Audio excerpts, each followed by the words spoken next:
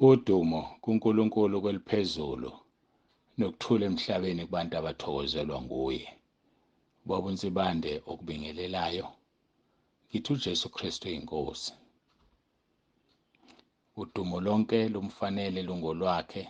Ngiyambonga kuNkulunkulu kakhulu ukuthi usihlanganisile futhi namhlanje ukuba sizohlephulelana izwi lakhe sizolishera. Ngiyabonga nje kakhulu uNkulunkulu wethu muhle.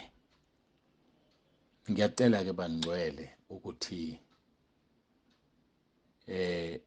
siyezwini lethu AmaHubo 103 singakayi ngiyathanda ukugcizelela ukuthi impela sonto le siyacela ukuthi ama-voice note angajahekile nama messages angajahekile ungawalethi. Lubili kuphela uhlobo olulethwayo lama messages. Yilo obhukhayo, bhukhela ukuvuma izono zakhe, nalo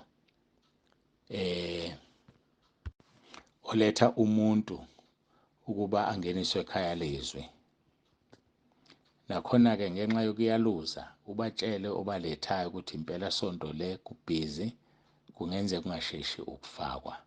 Nokuthi-ke ngicela nisasenikwazi ukuthi abantu ngibafake ekuseni kusuke ku-quiet. Uma umuntu umletha namhlanje uzongena kusasa ekuseni kusukela ngo-3 ngisuke sengiqala ngibafaka. Ngakho-ke ngiyacela nje bakwazi lokho. Nawe futhi ungaboni sekuthatha isikhathi. Yazi ukuthi uma uletha umuntu namhlanje uzongena ngakusasa. Njengoba kuyi-weekend-ke angangena ngakusasa noma ngaleli langa. Ngithi njengoba kuyi-weekend ngihamba nje kufanele ngingasheshi ngivuke lo 3 ngimvukayo ukuze ngifike ngi-fresh phela lapho ngiyakhona. Niyibona lo ndaba. So-ke kunama-dynamics amaningi over i-weekend. Kodwa uNkulunkulu uzosisiza nizojwayela. Ngiyambonga uJesu kakhulu. Ngiyayibonga inkosi yami. Ngiyacela-ke siguqe, sithandaze, sisondele kuyena uJesu Kristu inkosi. Baba, egameni elihle likaJesu ophilayo, uNkulunkulu wethu nomusa ngisondela kuwe. Ngiyacela ukuthi ube kanye nathi namanje kule nkonzo, ukhulume, uzambule. Silindele izwi lakho Nkosi ngoba ilona elinomsebenzi empilweni zethu. Ngaphandle kwalo Nkosi asilutho. Ngaphandle kwakho Nkosi Jesu asilutho. Ngaphandle kaBaba osezulwini noMoya oNgcwele asilutho. Siyacela-ke Nkosi ukuthi sithobise inhliziyo zethu, uthulise imimoya, uthulise imisindo, ukuba Nkosi izwi lakho luwenze umsebenzi. Abagulayo mabaphiliswe, bephiliswe Nkosi ngisashumayela. Odabukileyo asimamiswe. Lonke uhlobo lokugula mabaphiliswe. Lonke uhlobo lwemoya ngiyala ngegama lenkosi uJesu Kristu ophilayo, phumani nihambe nesihogweni. Aninasabelo kule mzimba enihlezi kuyona, iyithempeli likaMoya oNgcwele. Ngegama elinamandla ngithuma umlilo, ngifafaza igazi lakho Nkosi phezu kwalelo nalelo khaya, ngiyala amadimoni ahambe. Abangalala ebusuku ngithi ngegama likaJesu kusukela namhlanje bazolala, abazokhathazwa amadimoni nemoya emibi. Ngenelela-ke Nkosi ngiyacela ngegama elinamandla likaJesu, ngifafaza igazi lakho phezu kwamakhaya abo, igazi lakho ebaleni egcekeni, ngifafaza igazi lakho embhedeni abalala kuyona, ezindlini zonke zaleli khaya. Ngithi akho dimoni kumuntu osekhaya lezwi elizophazamisa kusukela manje kuyaphambili. Siyabonga Nkosi ngezikhalo sinikeze zona, zinamandla okubhidliza inqaba zikaSathane. NgoJesu Kristu inkosi yethu ephilayo. Amen. Simnika udumo kuNkulunkulu wethu, siyabonga. Asiyezwini lethu sizoxhuma enkonzweni yangoLesithathu. Eyizolo ivele yaba okunye nje nayo. Kodwa-ke konke sikushiya kuNkulunkulu. AmaHubo 103 siqala kuverse 1 sigcine kuverse 3 kufundeka-ke kanje. Mbonge uJehova mphefumulo wami. Konke okuphakathi kwami makubonge igama lakhe elingcwele. Mbonge uJehova mphefumulo wami. Ungakhohlwa imisebenzi yonke yakhe yomusa. Yena othethelela zonke izono zakho, owelapha zonke izifo zakho. Siyambonga kuNkulunkulu ngoba uyikho konke lokhu. waze wanikela ngendodana yakhe uJesu. Singene kanjalo izolo kulesi sihloko ngoba yiyona ngegazi layo uNkulunkulu yasithethelela. Siyambonga kakhulu. Sigcineke ngolesithathu sithinta uEfesu chapter 6 ngoba besikhuluma ngendaba ukuthi ungamniki uSathane indawo. Ungamniki uSathane indawo. Besuka kulelozo silithola kuba seEfesu 4 verse 27. Uthi ningamniki uSathane indawo. Ngoba singene ikhisi nje ekukholweni ngoba uSathane simnika ithuba. Simelwe ukuhloma zonke izikhali zikaNkulunkulu ukuze simelane namaqhinga onke kaSathane. Sho njalo Efesu 6 verse 11. Ukuze sibe namandla okumelana namaqhinga kaSathane. Ngoba phela abazalwane asibambene nenyama negazi, kodwa sibambene nemibuso namandla nababusi bezwe balobu bomnyama nabamoya bobubi emkhathini. Ngakho yikho-ke kumele sihlome zonke izikhali zikaNkulunkulu ukuze sibe namandla okuzabalaza ngosuku olubi nalapho sesifeze konke sime. Ayikho into ebuhlungu njengokuthi umuntu afeze konke, akuphile ukukholwa, akuphile ubungcwele, awe ngumzuzu wokugcina. Awe ngumzuzu wokugcina, agule ngendlela yokuthi bamtshela bakubo ukuthi hey ngeke ake sithi ukunika amakhathakhatha noNkulunkulu usizoyisizayo, avuma umuntu wakhona kanti usevala umnyango wezulu. Yonke leminyaka ekholwa, hawu bakithi, yonke leminyaka ekholwa, hawu bakithi, uNkulunkulu akasisize. Siyadinga ngempela ukusizwa. Esibheke incwadi yokuqala kaPetru chapter 5 silapha kuverse 8 sikhuluma ngoSathane. Uthi uverse 8, qondani nilinde. Isitha senu uSathane sihamba njengebhubesi elibhodlayo. Sifune singamgwinya, melana naye niqinile ekholweni. Nazi ukuthi zona lezo inhlupheko zehlela abazalwane benu abasezweni. Qonda. Elesilungu mangaphazami lithi be sober. Be sober. Musudideka, musudakwa, musufana nomuntu odakiwe, be sober. Iningi izinto ezidaka umuntu nezidaka ingqondo yomuntu ezimsanganisayo. Yikho izwi lenkosi lithi embathani uKristu Jesu inkosi ukuze kungavuswa inkanuko. So uma ungambathi kuvuswa inkanuko. Iy'nkanuko ziningi-ke. Khona eyamehlo, khona eyanyama, khona yonke ziningi iy'nkanuko. Angisazi ukuthi zingaki inhlobo zey'nkanuko, noma ziwu-8 noma ziwu-9, ziningi kodwa inhlobo zey'nkanuko. Ngakho-ke ngiyakucela, ngiyakuncenga, mntakababa, qonda, be sober. Vuleke engqondweni, mhlambe ngolimi lomgwaqo, be streetwise, be streetwise. Azi amaqhinga esitha, azi amaqhinga kaSathane. Noma ungeke wazi zonke, kodwa uma unomoya ongcwele, umoya kaNkulunkulu uzokutshela athi yabona-ke la i-trap le, don't go.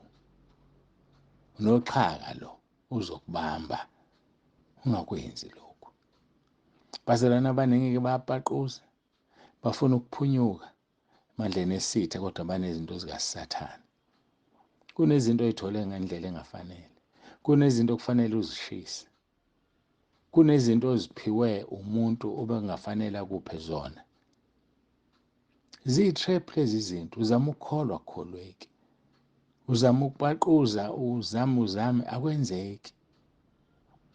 Engane ufake iwashi walithengelwa isithandwa sakho. Engane uphethe iselfoni wayinikwa isithandwa sakho, ulalela Inkonzo kuyo. Uzosizakala kanjani? NeBhayibheli. Mina ngisho iBhayibheli. Wakubona ukholwa kakhulu, wakuthengela, kodwa niqomene, niyathandana, niyajola.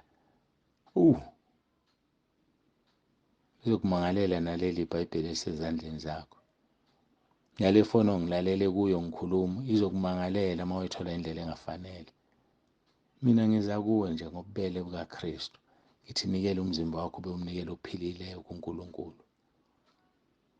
Asibuyele ezwini lethu, qondani, nilinde. Be sober and be watchful. linda isithe singusathane. Sihamba njengebhuku eselibhodlayo. Yazi ibhuku eselibhodlayo liyazaca. Ibhuku eselibhodlayo alikutholi ukudla. Ngoba ngesathi libhodla aliboni lonto lixosha ukudla. Usathane unjalo akanamandla. Usathane uphuciwe amandla. Usathane uphuciwe izinto asebenza ngazo. So ukusebenza kwakhe umoya ongcwele uyaqonda. Wena udinga ukuthi ube nomoya ongcwele ukuze uqonde ukusebenza kwesithe esingusathane.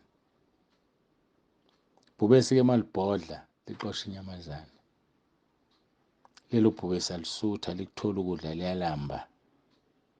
Usathane unjalo. Phela nje wena understand imisindo yakhe. Understand ukubhodla kwakhe. Ngoba khona konke ukubhodla kwakhe okufanele ukuthambele. Akhona konke ukubhodla kwakhe okufanele ukuthobele. Ngakho-ke qondani nilinde isitha senu usathane. Siyahamba njengebhubesi elibhodlayo. Akukho ngempela ufuna ukukwenza uthobele isitha esingusathane. Mawuze ukubhodla kwakhe sibhodla isitha. Hayi, thathe ezakho ulwe. Thathe ezakho mntakababa. Qondani nilinde isitha senu usathane. Siyahamba njengebhubesi elibhodlayo. Sifuna izomgwinya. Athi uvesi 9, melanani naye niqinile ekholweni. Uqinile nje wena ekholweni mntakababa. Uqinile, are you strong in faith? Yiba strong, melana nosathane uqinile ekholweni. Qina, ungazanyazanyiswa. Noma ngabe ubani angakuzamazamisa. Bese ethi uvesi 9, melanani naye niqinile ekholweni. Nazi ukuthi zona lezo inhlupheko zehlela abazalwane benu abasezweni. Yabona inkinga obhekene nazo azehleli wena wedwa. Uma uhlaselwe indlala uwedwa, bakhona abanye kwamanye amazwe bahlaselwe indlala njengawe. Uma uvukelwa ingane uwedwa, bakhona abanye abasindisiwe bavukelwa ingane exactly the same time ikuvukela wena. Okwakho uqonde ulinde isithe singusathane. Qonde ulinde uhlome zonke izikhali zikamoya ulwe nosathane. Mntakababa, melana nawe uqinile ekholweni. Futhi wazi ukuthi hayi awuwedwa. Lezi nhlupho ezikwehlelayo azikwehleli wena wedwa. Kodwa bonke abazalwane basezweni. Usathane uhlasela ngazo lezi zinto. Uyabazi ubuthaka bakho. Uyawazi amandla akho. Ukuhlasela ngala ebona khona ukuthi weak ubuthakathaka. Usathane masimqaphele. Usathane masimgweme. Usathane uyisithe esimbi kabi esingunaphakade. Ngoba esekushayile uzosha esikhogweni. Uma esekushayile usela emhlabeni ayikho into ozokwazi ukuyenza. Masimelaneni naye usathane bazalwane siqinile ekholweni. Wazi ukuthi lezi inhlupheko ezikwehlelayo ziyabehlela nabanye. Sho njalo umpostoli uPetro. Uthi izithobeni phansi kwesandla sikaNkulunkulu esinamandla ukuze aniphakamise ngesikhathi esifaneleyo. Uzophakanyiswa ngesikhathi esifaneleyo. Ngakho thobela uNkulunkulu kuze usathane akubalekele.